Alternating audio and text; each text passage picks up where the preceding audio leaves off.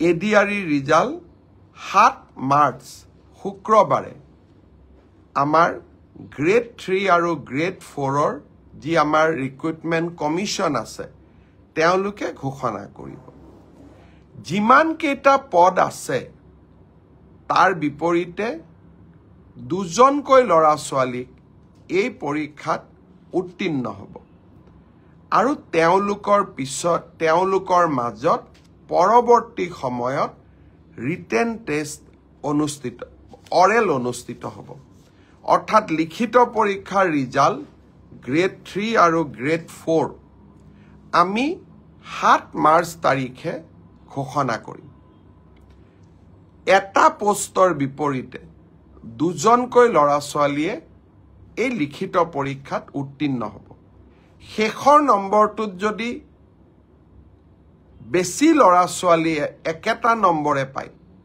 তেতিয়াহ'লে হয়তো 3000 পোষ্টৰ বিপৰীতে মই ধৰি ল'ব কৈছো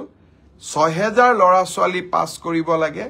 কিন্তু একেটা নম্বৰ যদি বহু পৰীক্ষাৰ্থীয়ে লাভ কৰে তেতিয়াহ'লে একে নম্বৰ পোৱা ল'ৰা ছোৱালী সকলেও পৰীক্ষাটোত ডেফিনেটলি পাছ কৰিব অৰ্থাৎ আমি যদি ধৰি লওঁ 50 is a cut off mark কিন্তু 50 যদি 50 জন ল'ৰাই নম্বৰ পাইছে তেতিয়াহ'লে 50 জন ল'ৰায়ে লিখিত পৰীক্ষাত পাছ কৰিব গতিকে 1:2 বুলি ক'লেও 1:2 একেবাৰে গ্ৰামাটিক্যাল সেন্সত নহব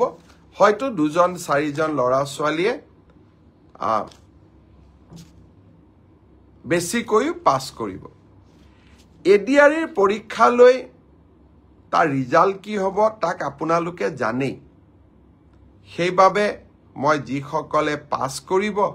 তেওঁলোকক অভিনন্দন জনাইছো যাতে অৰেলৰ বাবে তেওঁলোক সাজু হ'ব পাৰে আৰু যিসকলে পাছ নকৰিব আমি পুনৰ এই বছৰৰ শেষৰ ফালে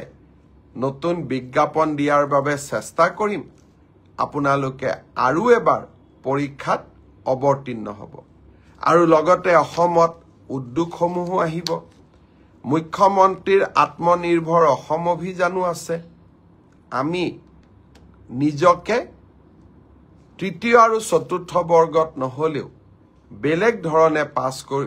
ধৰণেও জীৱন সফল কৰাৰ বাবে আমি প্ৰচেষ্টা কৰিম বহুত ল'ৰা ছোৱালীয়ে মোক কৈ থাকে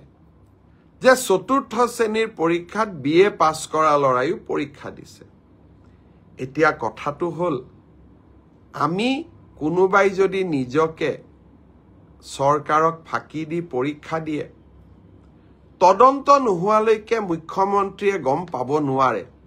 কেতিয়াবা আপোনালোকে এনেকে মোক ফেচবুকত লিখে টুইটাৰত লিখে যেন মই সব গম পাওঁ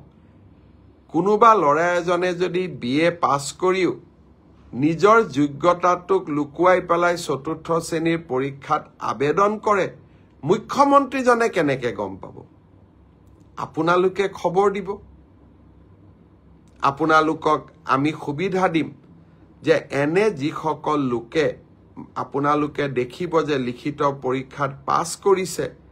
কিন্তু এডুকেশ্যনেল কোৱালিফিকেশ্যনক তেওঁলোকে লুকুৱাই ৰাখিছে আমি সুবিধা দিম আপোনালোকক অভিযোগ দিয়াৰ বাবে যাতে অৰেল পৰীক্ষা হোৱাৰ আগতে বা মৌখিক পৰীক্ষা হোৱাৰ আগতে আমি আপোনালোকৰ অভিযোগবোৰ নিৰ্দিষ্ট ইউনিভাৰ্চিটি লগত কথা পাতি আপোনালোকৰ অভিযোগবোৰ যাতে আমি নিষ্পত্তি কৰিব পাৰোঁ